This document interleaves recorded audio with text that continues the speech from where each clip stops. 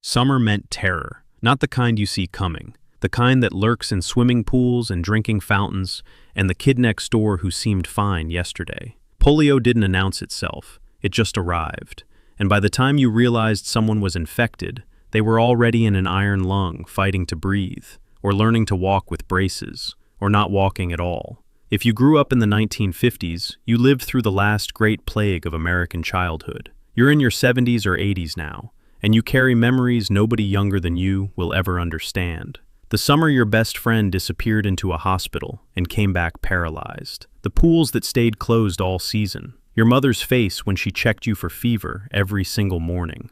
The relief when Jonas Salk's vaccine arrived in 1955. And the guilt when some kids got the contaminated batch and developed polio anyway. But polio was just one layer. You also grew up during the strangest social experiment in American history. Post-war prosperity mixed with nuclear paranoia, suburban conformity enforced like law, television arriving in your living room and changing everything about how families operated, and McCarthyism teaching you that saying the wrong thing could destroy your parents' lives. Let's start with what actually happened.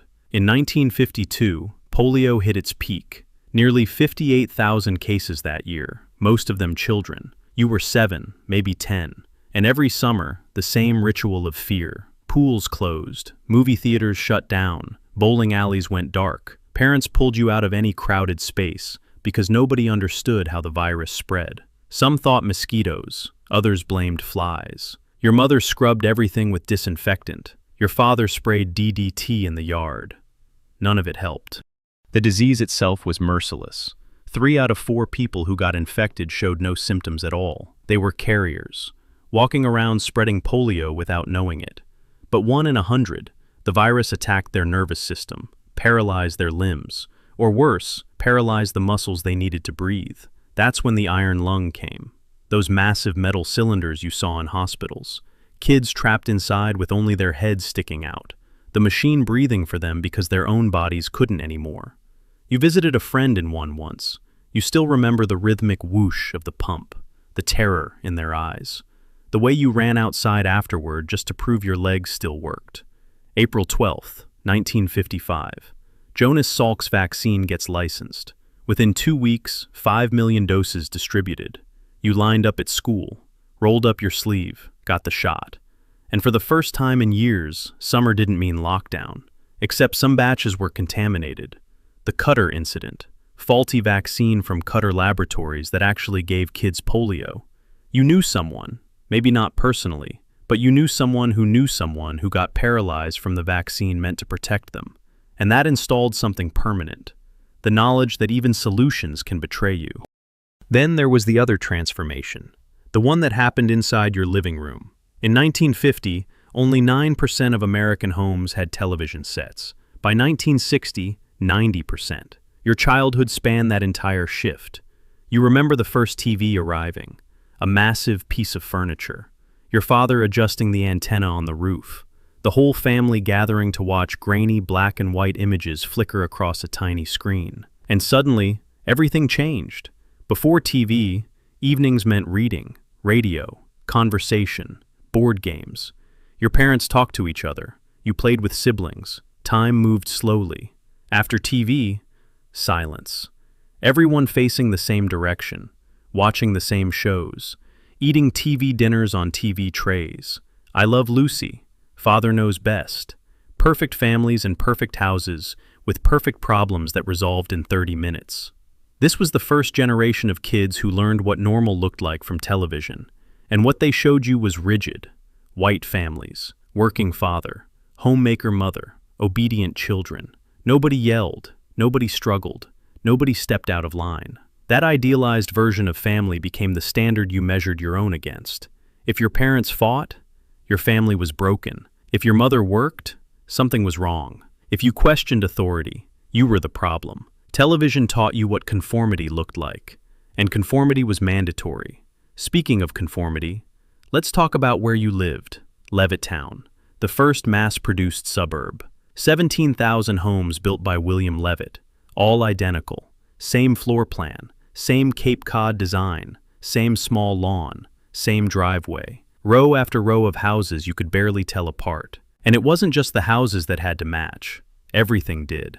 There were rules. Actual written rules.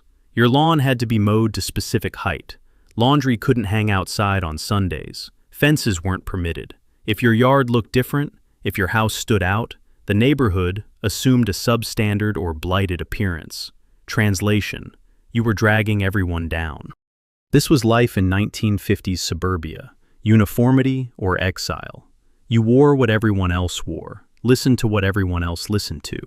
Your parents bought the same cars, watched the same shows, attended the same churches. Individuality wasn't celebrated, it was suspicious. And if you were black, you couldn't buy a house there at all. Levittown and suburbs like it explicitly barred black families through restrictive covenants. The perfect suburban dream was white only. That lesson sank in too. Safety and belonging came with conditions, and those conditions included everyone looking the same. But the deepest fear wasn't polio or nuclear war. It was what your parents might say. Joseph McCarthy, 1950 to 1954. The Second Red Scare. Communist witch hunts. Your father came home from work pale. Someone at his office got accused. Hauled before the House Un-American Activities Committee. Asked to name names. Fired for refusing. Teachers you knew got blacklisted. Actors you saw on TV disappeared overnight. Your parents whispered about neighbors who might be communists. Not because they had evidence, because saying the wrong thing, reading the wrong books, knowing the wrong people could destroy your entire life.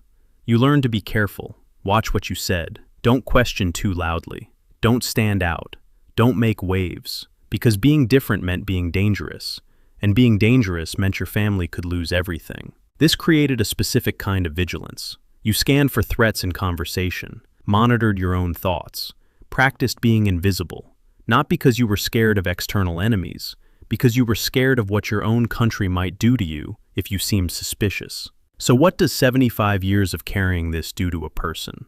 You learn that safety is temporary. Polio taught you that. Healthy one day, paralyzed the next. No warning, no protection, just random catastrophe you couldn't prevent. You learned that institutions lie. They told you DDT would protect you from polio. It didn't. They told you the vaccine was safe. Then the Cutter incident killed kids. They told you conformity meant security. Then McCarthy destroyed innocent people anyway. You learned to keep your head down, blend in, don't attract attention, because standing out got you infected, or accused, or exiled from the only community you had. And you learned that appearances matter more than truth. Your Levittown lawn had to look perfect, even if your family was falling apart. Your nuclear family had to look happy, even if everyone was miserable. Your loyalty had to seem unquestionable, even if you had private doubts. You're the generation that built modern America, the highways, the suburbs, the consumer culture, the Cold War machinery. You did it with polio scars on your legs and McCarthy paranoia in your heads. And you never talked about any of it, because talking was dangerous. If this uncovered memories you haven't thought about in decades, you're not alone. 1950s childhoods carried trauma nobody named. This channel explores the psychology history forgot. Subscribe to understand what shaped you. And if you lived through this, drop your birth year below. Let's find each other. Because maybe it's time someone acknowledged what growing up in the 1950s actually cost.